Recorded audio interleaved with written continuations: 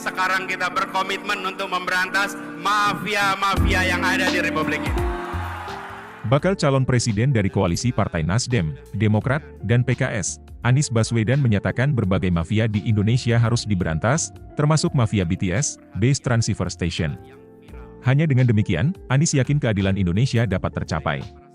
Sebagai informasi, pada Rabu, 17 Mei 2023, Sekretaris Jenderal Partai Nasdem Johnny G. Plate ditetapkan sebagai tersangka kasus dugaan korupsi BTS Kominfo yang merugikan negara setidaknya 8 triliun rupiah. Partai Nasdem sendiri merupakan salah satu pengusung Anies sebagai calon presiden untuk Pilpres 2024.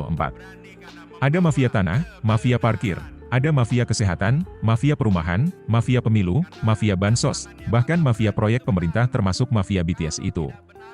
Semua, karena itu seluruh mafia ini harus kita bereskan. Republik ini tidak akan bisa maju bila kita membiarkan mafia-mafia itu merajalela di negeri ini, jelas Anies dalam acara temu kebangsaan relawan di Tenis Indoor Senayan, Jakarta Pusat, Minggu, 21 Mei 2023. Khusus terkait dengan kasus BTS, dia mendorong para penegak hukum untuk melakukan pemeriksaan secara menyeluruh kepada setiap pihak. Anies menekankan tak boleh ada pihak yang kebal hukum. Tunjukkan bahwa hukum memang tegak, bukan saja ke bawah tapi juga ke atas. Bukan saja ke lawan tapi juga ke kawan. Hukum tegak untuk semuanya dan transparansi ini perlu dilakukan secara menyeluruh. Jangan sampai ada intervensi dalam penanganan kasus apapun, ujarnya. Anies meyakini, meski persoalan mafia secara umum akan merusak Indonesia secara perlahan. Oleh sebab itu, harus jadi perhatian khusus. Anies mengilustrasikan, masalah mafia ini seperti katak yang dimasukkan ke dalam panci berisi air lalu dipanaskan secara perlahan.